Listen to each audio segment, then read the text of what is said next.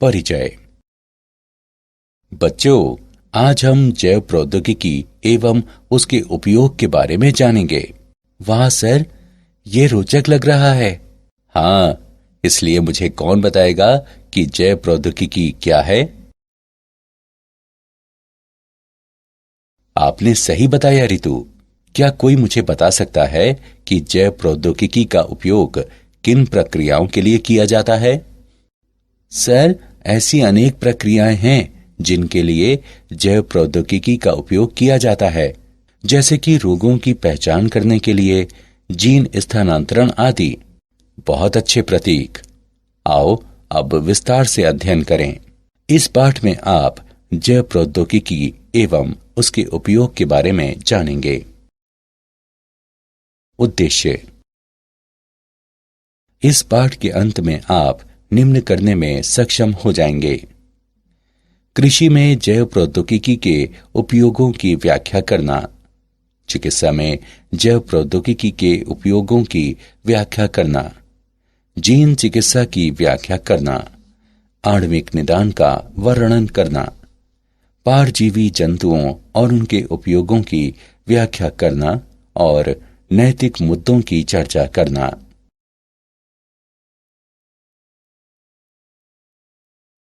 कृषि में जैव प्रौद्योगिकी का उपयोग। विशिष्ट उपयोगों हेतु किसी उत्पाद को बनाने या रूपांतरित करने, पौधों या जंतुओं में सुधार करने के लिए जीवाणु, वायरस, कवक, यीस्ट, जंतु कोशिका, पादप कोशिका आदि जैसे सजीव जीवों का उपयोग करने वाली प्रौद्योगिकी के रूप में जैव प्रौद्योगिकी को विस्तार से परिभाषित किया जाता है। कृषि में जैव प्रौद्योगिकी एक कारगर तरीका है जिसके द्वारा उन फसलों को तैयार किया जाता है जो हमारे बदलते वातावरण में बेहतर प्रदर्शन कर सकें। इनमें से कुछ पीड़क प्रतिरोधी, शाकनाशी प्रतिरोधी, सूखा प्रतिरोधी, लवण सहनशील, ऊष्मा प्रतिरोधी फसलों का विकास शामिल है। जब प्रयोगशाला में एक जीव के जीन को दूसरे जीव को सुधारने या परिवर्तित करने के लिए अभिप्राय पूर्वक स्थानांतरित किया जाता है तो आनुवंशिकता रूपांतरित जीव यानी जीएमओ का निर्माण होता है।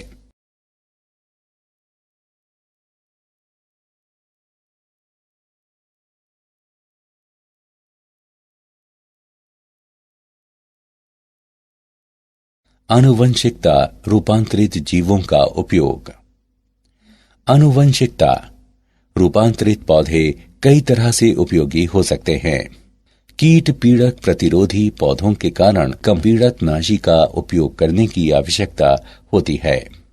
आर्थिक रूप से अधिक अनुकूल, क्योंकि पीड़कनाशी वायु, मृदा और जल में नहीं जाते हैं। फसल की अधिक पैदावार। आनुवंशिकता रूपांतरित फसलों को उन विटामिनों से भरपूर बनाया जा सकता है जिनकी कुछ प्रधान किस्मों में कमी हो सकती है।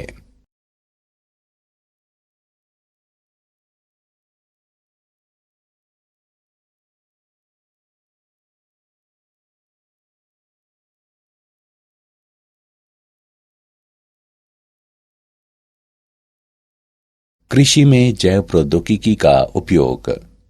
बीटी कपास। बैसिलस थोरिनजिएंसिस द्वारा उत्पन्न क्राई प्रोटीन विभिन्न कीट पीड़कों के विरुद्ध प्रभावित जैव कीटनाशक होते हैं। क्राई जीव विषों को डिंब आंत्र ल्यूमेन में सक्रिय प्राग जीव विष के रूप में उत्पन्न किया जाता है। जीव विष आयनिक छिद्रों को बनाने वाली कला में स्वल्प लकन और अंतर्वेशन को प्रेरित करने वाले ग्राहियों से जुड़ जाते हैं जो कोशिकाओं और डिंब को मार देते हैं।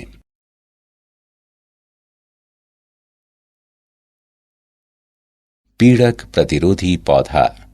पीड़क प्रतिरोधी पौधे। कीटों का हमला एक गंभीर कृषि समस्या है जिससे उपज काफी कम हो जाती है और उत्पादन गुणवत्ता घट जाती है। कीटों के कारण खेतों में और साइलों में भंडारण के दौरान नुकसान हो सकता है। प्रत्येक वर्ष कीट दुनिया भर की खाद्य फसलों का लगभग 25% भाग नष्ट कर देते हैं। आरएनए अंतक्षेप द्वारा विशिष्ट जीन को निष्क्रिय करना इस समस्या का वांछनीय प्राकृतिक समाधान है। द्विसूत्री आरएनए मध्यवर्ती अंतर्क्षेप आरएनएआई जीवों में जीन अभिव्यक्ति को निष्क्रिय करने की सरल और तीव्र विधि है। किसी जीन का निष्क्रिय होना आरएनए का छोटे छोटे आरएनए में निम्नीकरण का परिणाम है, जो समजात दूत आरएनए को लक्षित करने के लिए रिबोन न्यूक्लिएज को सक्रिय करते हैं। औषधियों में जैव प्रौद्योगिकी का उपयोग। आनुवंशिकता निर्मित इंसुलिन। इंसुलिन एक हार्मोन है जो अग्नाशय द्वारा उत्पन्न होता है और जो ग्लूकोज के स्तर को नियंत्रित करता है।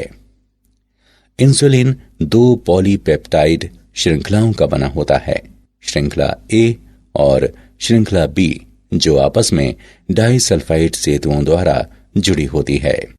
बीटा कोशिकाओं में इंसुलिन प्राक हार्मोन कन्वर्टेज तथा एक्सोप्रोटीएज कार्बोक्सी पेप्टाइडेज ई कहलाने वाले प्रोटीन अपघटक एंजाइम की क्रिया द्वारा प्राक इंसुलिन पूर्ववर्ती अणु से संश्लेषित होता है। प्राक इंसुलिन के ये रूपांतरण अणु के केंद्रीय भाग अर्थात सी पेप्टाइड को प्राक इंसुलिन के सी और एन अंतस्थ सिरों से हटा देते हैं। शेष पॉलीपेप्टाइड बी और ए श्रृंखलाएं आपस में डाइसल्फाइड बंधों द्वारा जुड़ी होती हैं। परिपक्व इंसुलिन में सी पेप्टाइड उपस्थित नहीं होता है। जीन चिकित्सा। आनुवंशिक दोषों को सही करने के क्रम में अनुपस्थित या दोषपूर्ण जीन की जगह कोशिकाओं में सामान्य जीनों को प्रवेश कराना जीन चिकित्सा कहलाती है। एक कोशिका के जीनोम में नया जीन प्राप्त करने के लिए इसे संवाहक कहलाने वाले एक अणु में किया जाना चाहिए। वर्तमान में उपयोग किए जा रहे सबसे सामान्य संवाहक विषाणु हैं, जो प्राकृतिक रूप से आक्रमणकारी कोशिकाएं हैं और अपने आनुवंशिक पदार्थ को कोशिका के जीनोम में प्रवेश कराती हैं। एक संवाहक के रूप में विषाणु का उपयोग करने के लिए विषाणु के जीनों को हटाकर कोशिका के लिए निर्धारित नए जीन को प्रतिस्थापित किया जाता है। जब विषाणु कोशिका पर हमला करेगा तो ये अपने आनुवंशिक पदार्थ प्रवेश कराएगा। एक सफल स्थानांतरण के परिणाम स्वरूप लक्षित कोशिका में अब नया जीन होगा, जो दोषपूर्ण जीन द्वारा उत्पन्न समस्या को सही करेगा। विषाणु जिनका संवाहकों के रूप में उपयोग किया जा सकता है उनमें शामिल हैं रेट्रोवायरस जैसे HIV, एडिनोवायरस, एडिनो संबंध वायरस और सरल परिसप्र विषाणु।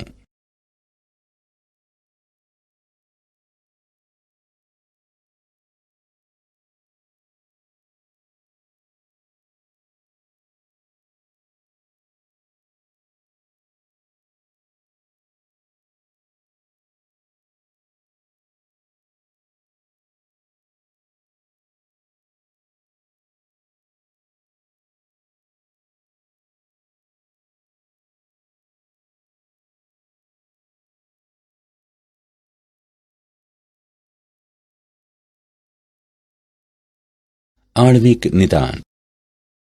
किसी ऊतक या तरल में प्रोटीन, DNA, RNA जैसे अणुओं के अध्ययन द्वारा रोगों की पहचान करने की प्रक्रिया आणविक निदान कहलाती है। आणविक निदान और चिकित्सा है रोगों के आणविक कारणों का पता लगाने, निगरानी और उपचार करने में उन्नत विशिष्ट जनसंख्याओं की ओर औषध विकास और लक्षित औषधियों के मार्गदर्शन के लिए बायोमार्कर का उपयोग। औषध प्रतिक्रिया, औषध उपापचय, प्रतिकूल प्रभाव और रोग प्रगति को प्रभावित करने वाली आनुवंशिक विभिन्नताएं। औषध या नैदानिक संयोजन का विकास और चिकित्सीय उपयोग। उभरती हुई फार्मेकोजिनोमिक और आणविक नैदानिक प्रौद्योगिकी, नैदानिक और व्यक्तिगत चिकित्सा में विनियामक मुद्दे।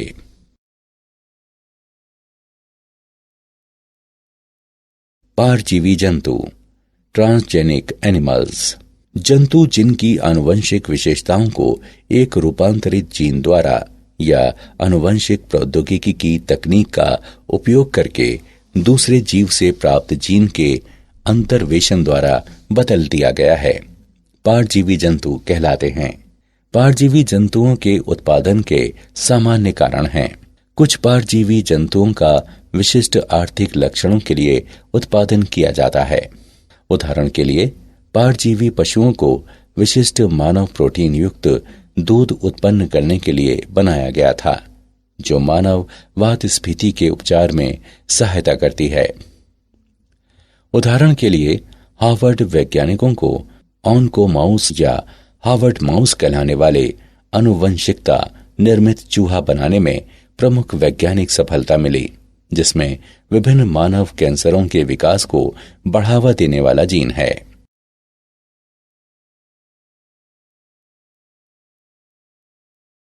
पारजीवी जंतुओं का उपयोग। मानव कल्याण के लिए इन जंतुओं के लाभों को निम्न क्षेत्रों में वर्गीकृत किया जा सकता है: कृषि, औषधि और उद्योग। कृषि उपयोग। प्रजनन। पारंपरिक प्रजनन अधिक समय लेने वाला मुश्किल कार्य है। जैव प्रौद्योगिकी के उपयोग से कम समय में और अधिक परिशुद्धता के साथ जंतुओं में विशेषताओं को विकसित करना संभव हो गया है। इसके अलावा उपज बढ़ाने के लिए किसानों को एक आसान तरीका भी प्रदान करता है। गुणवत्ता। पारजीवी गायें अधिक दूध उत्पन्न करती हैं या कम लैक्टोज या कोलेस्ट्रॉल वाला दूध उत्पन्न करती हैं। सुअर और पशु जिनमें अधिक मांस होता है, भेड़ जो अधिक ऊन देती हैं। रोग प्रतिरोध। वैज्ञानिक रोग प्रतिरोधी जंतुओं को उत्पन्न करने के लिए प्रयासरत हैं, जैसा कि इन्फ्लुएंजा प्रतिरोधी सुअर, लेकिन जीन की बहुत ही सीमित संख्या वर्तमान में पालतू जानवरों में रोगों के प्रतिरोध के लिए जिम्मेदार है।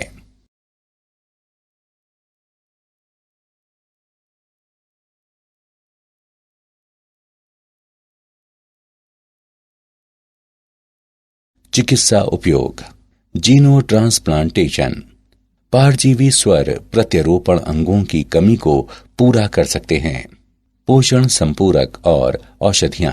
इंसुलिन, वृद्धि हार्मोन और रुधिर स्कंदन रोधी कारकों को पारजीवी गाय, भेड़ या बकरी के दूध से शीघ्र ही प्राप्त किया जा सकता है या पहले से ही प्राप्त किया जा चुका है। मानव जीन चिकित्सा। मानव जीन चिकित्सा में जीन की दोषपूर्ण प्रतिलिपियों वाले व्यक्ति के जीनोम से जीन की सामान्य प्रतिलिपि जोड़ना शामिल है। 5000 नामित आनुवंशिक रोगों के उपचार की संभावना बहुत अधिक है और पारजीवी जंतु एक महत्वपूर्ण भूमिका निभा सकते हैं। औद्योगिक उपयोग। सन 2001 में कनाडा में नेक्सिया जैव प्रौद्योगिकी के 2 वैज्ञानिकों ने दूध पिलाने वाली बकरियों की कोशिकाओं में स्पाइडर जीन को आपस में जोड़ दिया। बकरियों ने अपने दूध के साथ रेशम निर्माण आरंभ कर दिया और बाल्टी में अपने शरीर से महीन रेशम के सूत्रों को स्रावित किया। दूध से पॉलीमर सूत्रों को निकालकर और उनको धागों में बुनकर वैज्ञानिक एक हल्का, कठोर, लचीला पदार्थ बना सकते हैं, जिसका उपयोग सैन्य वर्दी, चिकित्सा में सूक्ष्म सीवन और टेनिस रैकेट के तार जैसे अनुप्रयोगों में उपयोग किया जा सकता है।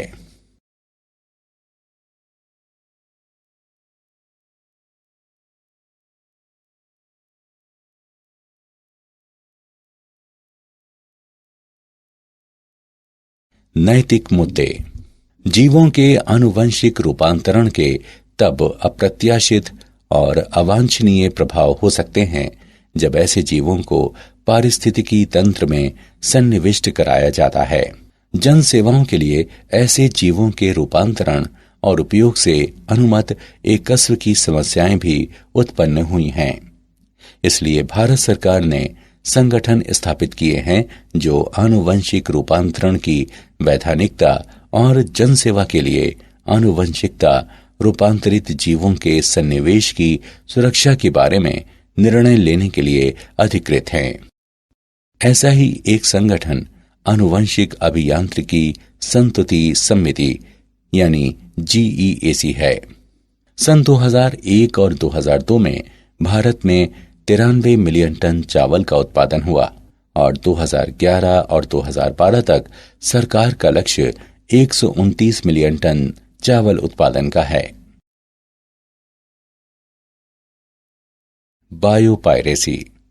बायोपायरेसी प्राकृतिक रूप से पाई जाने वाली जैव रासायनिक या आनुवंशिक सामग्री का व्यावसायिक रूप से उपयोग करने की कार्यप्रणाली है, विशेषकर एकस्व प्राप्त करके जो उस समुदाय जिससे ये उत्पन्न हुई है उसको उचित मुआवजे का भुगतान करने में विफल रहने पर भविष्य में इसके उपयोग को प्रतिबंधित करती है। भारत में उगने वाला बासमती चावल अपने विशिष्ट स्वाद और सुगंध के लिए मशहूर है, लेकिन एक अमेरिकी कंपनी ने अमेरिकन एकस्व व ट्रेडमार्क कार्यालय द्वारा एकस्व अधिकार प्राप्त कर लिया था। इस कंपनी ने भारतीय किस्मों को अर्धबौनी किस्मों से संकरण कराकर बासमती की नई किस्म विकसित की। क्या आप जानते हैं, अमेरिकी शोधकर्ताओं ने एक प्रणाली विकसित की है जिसमें नीले प्रकाश को सक्रिय करके किसी भी वांछित जीन को प्राप्त किया जा सकता है तथा टर्न ऑन या टर्न ऑफ कर सकते हैं, जो जैव प्रौद्योगिकी और चिकित्सा में अनुसंधान के लिए हो सकते हैं। यह पहली बार है जब डीएनए के विशिष्ट खंडों को टर्न ऑन या टर्न ऑफ किया गया है। उन्होंने अमेरिकन केमिकल सोसाइटी के जर्नल में प्रकाशित अपने शोध पत्रों में प्रकाश की तीव्रता का उपयोग करके जीन अभिव्यक्ति के स्तर को अनुकूल बनाने के बारे में जानकारी भी दी है। सारांश। आइए हमने जो कुछ सीखा है उसे संक्षेप में दोहराएं।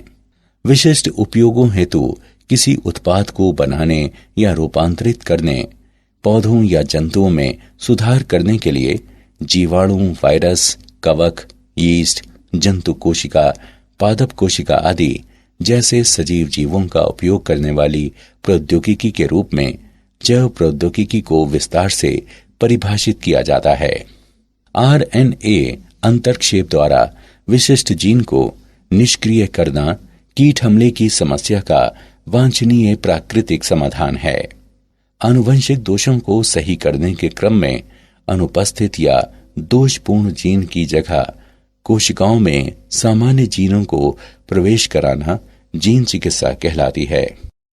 किसी ऊतक या तरल में प्रोटीन, DNA, RNA जैसे अणुओं के अध्ययन द्वारा रोगों की पहचान करने की प्रक्रिया आणविक निदान कहलाती है।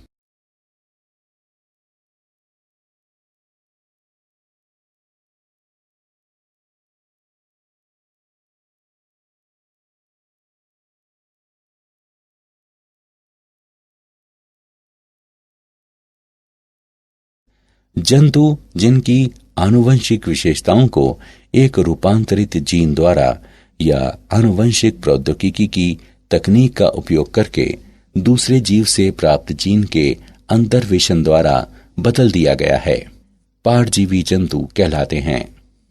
भारत सरकार ने संगठन स्थापित किए हैं जो आनुवंशिक रूपांतरण की वैधानिकता और जन सेवा के लिए आनुवंशिकता रूपांतरित जीवों के सन्निवेश की सुरक्षा के बारे में निर्णय लेने के लिए अधिकृत हैं।